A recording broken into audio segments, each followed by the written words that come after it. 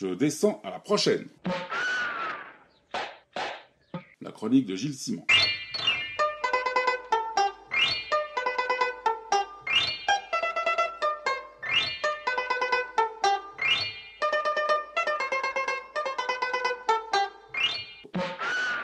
L'un des traits dominants de la bande dessinée est sa capacité à générer des séries. Depuis le développement des récits dessinés dans la presse de la fin du 19e siècle, on ne compte plus les héros qui ont traversé les décennies. Depuis une trentaine d'années, un mouvement persistant conduit une part de la création de bande dessinée sur les chemins du roman graphique. Par analogie avec la littérature à laquelle il se réfère, ce courant ne s'inscrit pas dans la logique feuilletonnante des séries. Toutefois, que ce soit dans la tradition franco-belge, dans le comic book américain ou dans le manga japonais, la série reste une forme dominante, plusieurs classiques franco-belges ayant passé le cap des 3/4 de siècle. On peut s'interroger sur ces longévités étonnantes et inédites. Prenez les séries télé, qui sont devenues, ces dernières années, les fictions les plus addictives.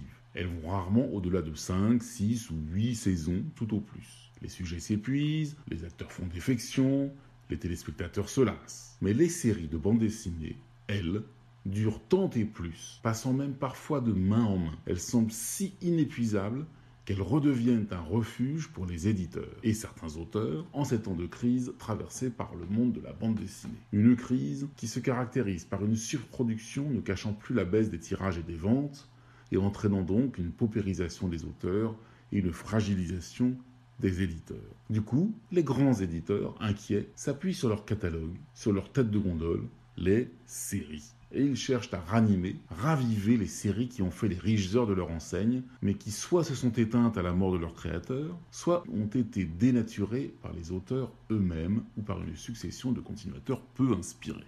Apparaît alors le phénomène des reprises. On confie à de nouveaux auteurs le soin de redonner vie à un héros, soit en pastichant le style et le trait d'origine, soit en donnant une interprétation au goût du jour. Les avis sur cette tendance sont partagés et lorsque des critiques sont formulées, elles ne vont pas toujours dans le même sens. À l'occasion de la sortie récente du Corto Maltese, revisité 20 ans après la mort de son créateur, le critique JCB, sur le site du Neuf, appelle la reprise pro-façon, par analogie avec la contrefaçon, et voit en elle un faux légal et encouragé. Elle est pour lui la survivance d'un vieux modèle où les personnages sont plus importants que leurs créateurs et sont simplement à réifier dans leur éternel présent. JCB dénonce la vacuité de la suite plagiaire de Corto, qui illustre selon lui le risque du pastiche qui réduit les personnages à un logo, une marque, un signe. Si bien que par exemple, Corto se retrouve dans le Grand Nord, habillé de sa casquette de marin et de son pantalon pas de def, de peur que si on l'habillait avec de quoi survivre à des températures extrêmes,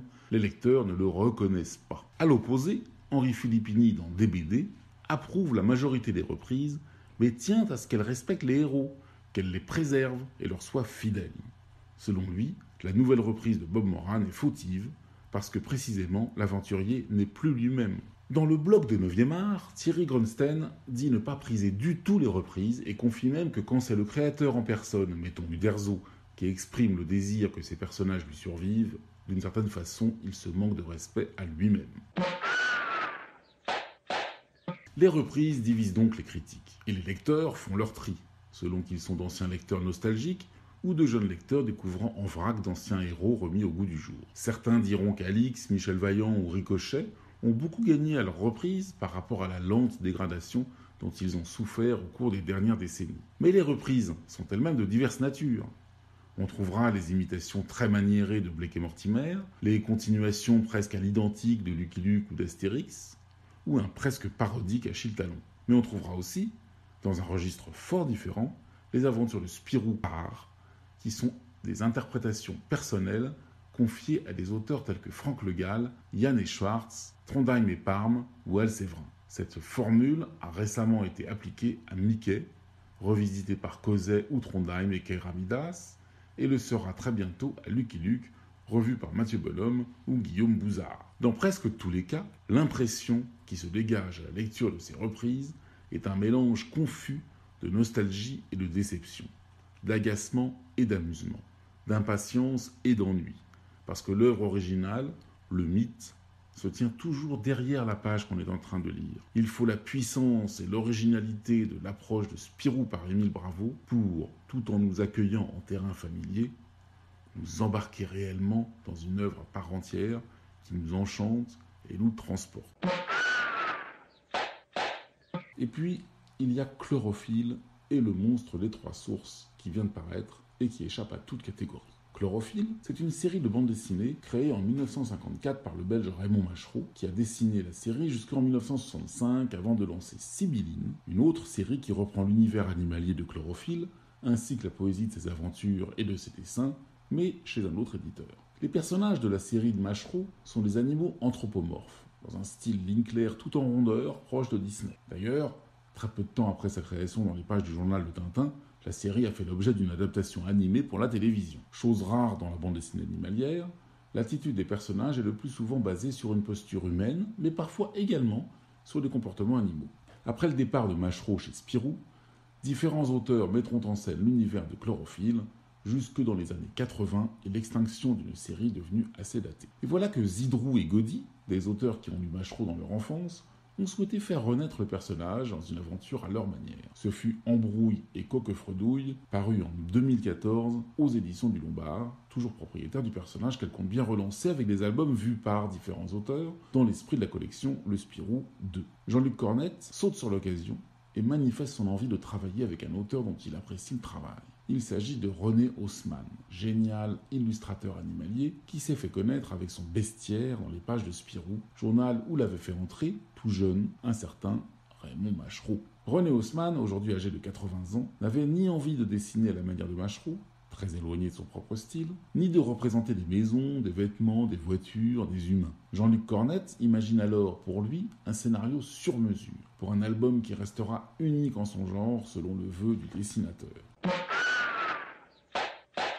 Chlorophylle et le monstre des trois sources se situent chronologiquement au début des aventures de Chlorophylle. Jean-Luc Cornette imagine que Particule, la jolie souris des villes, a choisi de s'installer au bord du lac des Trois Sources, à 2 pas du petit bosquet où vivent le blaireau Chlorophylle et son ami le mulot Minimum, lequel est tellement charmé par la nouvelle venue qu'il n'est plus le même. Quand la belle est enlevée par une créature monstrueuse, nos 2 héros partent à sa recherche. Le scénario est à l'image de son auteur, poétique et romanesque, sensible et inquiétant, véritable récit d'aventure et hommage au fantastique littéraire et cinématographique avec ses références majestueuses et amusantes à Frankenstein ou King Kong.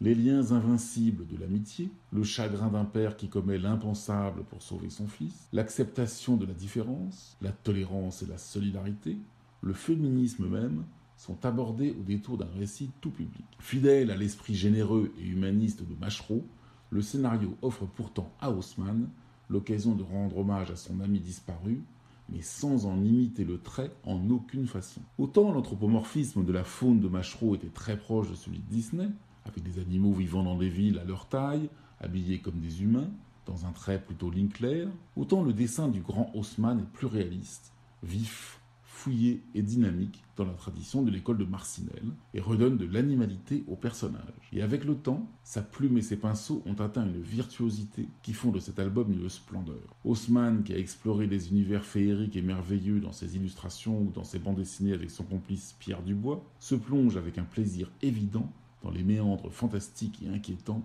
de l'histoire imaginée par Cornette. Ce faisant, il démontre qu'un trait plus mûr, des couleurs directes tout en nuances, une atmosphère plus sombre parfois, des pleines pages spectaculaires, n'ôtent rien à la poésie qui se dégage de cette aventure de Chlorophylle, au moins autant que dans celle créée par Machereau.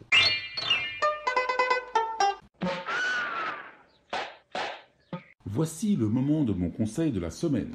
Restons dans l'animalier anthropomorphe, mais allons au cinéma cette fois, voir un film d'animation. Zootopia est une réussite à tout point de vue. Un scénario qui se tient avec une intrigue policière pleine de rebondissements. Une imagination visuelle très cohérente pour créer une ville crédible réunissant tous les animaux de toute taille et tout climat. Des personnages bien caractérisés et incarnés et pour une fois pas issus du moule de Madagascar. Un message humaniste de tolérance et de vivre ensemble qui échappe à la naïveté de Disney et intègre une vision plus complexe de la société plurielle pour bousculer les idées reçues sur le sexisme, le racisme, le déterminisme social. Une animation pleine d'inventions et de prouesses jusqu'à la danse finale des tigres sur la chanson de la gazelle Shakira. Des gags originaux ne reposant pas uniquement sur les punchlines. Vous avez peut-être déjà vu l'hilarante séquence des paresseux de la préfecture. En résumé, ça faisait très longtemps que Disney ne m'avait pas ravi. C'est donc une surprise de taille, à partager entre enfants et adultes pour un plaisir égal. Écoutez toute la semaine les programmes de Radio Pied Nickelé et ma prochaine chronique dimanche prochain à 10h et à 19h sur radio-piednickelé.fr. Et retrouvez toutes mes précédentes chroniques illustrées en vidéo en tapant « Je descends à la prochaine » sur YouTube. Bon, moi je descends à la prochaine. Mais je descends qui à la prochaine ?